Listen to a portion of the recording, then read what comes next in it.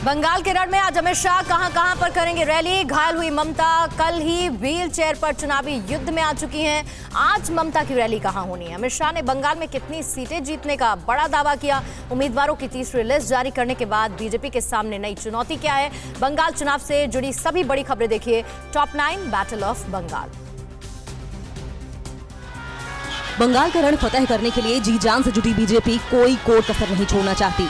बंगाल दौरे के दूसरे दिन आज केंद्रीय गृह मंत्री अमित शाह आज बंगाल में 2 रैली करेंगे। सबसे पहले वो आज सुबह 11 बजे झारग्राम में और उसके बाद दोपहर 1 बजे रानीबंद में रैली को संबोधित करेंगे। अमित शाह के साथ पार्टी के कई दिग्गज भी मौजूद रहेंगे। बंगाल दौरे के पहले दिन कल खड़गपुर में केंद्रीय गृह मंत्री ने रोड शो किया। रोड शो में लोगों का सैलाब उमड़ा। टीवी 9 भारतवर्ष से खास बातचीत में अमित शाह ने कहा, ममता की चोट का सच जनता जानती है। वो ईश्वर से उनके जल्दी ठीक होने की कामना करते हैं। बंगाल में बीजेपी इस बार 200 से ज्यादा सीटें जीतेगी। बंगाल की जनता सब जानती है। मैं तो ईश्वर को प्रार्थना करता हूँ कि जल्दी वो ठीक हो जाए। पैर में चोट के बाद ममता बनर्जी बंगाल की चुनावी लड़ाई में व्हीलचेयर से ही प्रचार और सभा करने में जुट गई हैं। पैर में लगे प्लास्टर के साथ ममता आज पश्चिम बंगाल की पुरुलिया में रैली को संबोधित करेंगी। कल बांकुरा और 17 मार्च को झारग्राम में भी चुनावी सभा करेंगी। कल ममता ने कोलकाता में गांधी की मूर्ति से हाजरा तक रोड शो किया था। बीजेपी ने पश्चिम बंगाल में 8 चरणों में होने वाले चुनाव के लिए 63 उम्मीदवारों की तीसरी लिस्ट जारी कर दी है। बीजेपी ने इस लिस्ट में पार्टी के मौजूदा 4 सांसदों को भी टिकट दिया है। सांसद बाबुल सुप्रियो को टॉलीगंज, स्वप्नदास गुप्ता को तारकेश्वर, निशित प्रामाणिक को दिनहाटा, लॉकेट चटर्जी को चुनचुरा से टिकट दिया गया।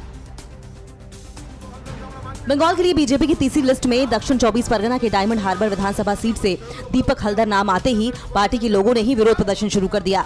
नाराज कार्यकर्ताओं ने पार्टी कार्यालय के सामने टायरों में आग लगा दी और तोड़फोड़ की। बीजेपी कार्यकर्ताओं का कहना है कि हल्दर जब टीएमसी में थे तो बीजेपी कार्यकर्ताओं को जेल भिजवाया था। बंगाल में बीजेपी के उम्मीदवारों की तीसरी लिस्ट जारी होते ही नाराजगी के स्वर भी उठने लगे हैं। टिकट नहीं मिलने से नाराज कोलकाता के पूर्व मेयर सोवन चटर्जी और बैशाखी बनर्जी ने बीजेपी से इस्तीफा दे दिया है। सोवन ने कहा कि पार्टी ने भी उन्हें बेहाला वेस्ट से टिकट देने का वादा किया था। वहीं बैशाखी ने कहा कि उन्हें भी भरोसे के बाद टिकट नहीं दिया गया।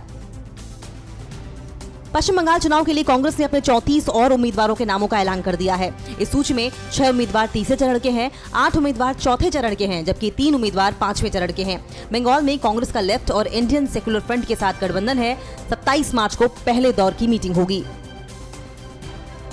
10 मार्च को नंदीग्राम में नामांकन दाखिल करने के बाद चुनाव प्रचार के दौरान ममता बनर्जी को लगी चोट पर चुनाव आयोग ने बड़ी कार्रवाई की है। चुनाव आयोग ने पूर्व मेदिनीपुर के डीएम और ममता की सिक्योरिटी डायरेक्टर को हटा दिया है। इसके साथ ही मेदिनीपुर के एसपी प्रवीण प्रकाश को भी सस्पेंड कर दिया गया। ममता बनर्जी को लगी चोट को लेकर टीवी 9 भारतवर्ष की ग्राउंड रिपोर्टिंग की बीजेपी के बंगाल प्रभारी कैलाश विजयवर्गीय ने तारीफ करते हुए बधाई दी है। ममता की चोट पर मिले रिपोर्ट के बाद चुनाव आयोग ने भी इसे हमला नहीं बल्कि हादसा माना है।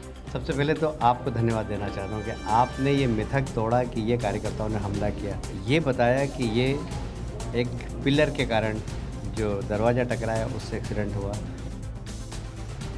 अड़ी सोमवार से शुक्रवार शाम 6 बजे सिर्फ टीवी 9 भारतवर्ष पर।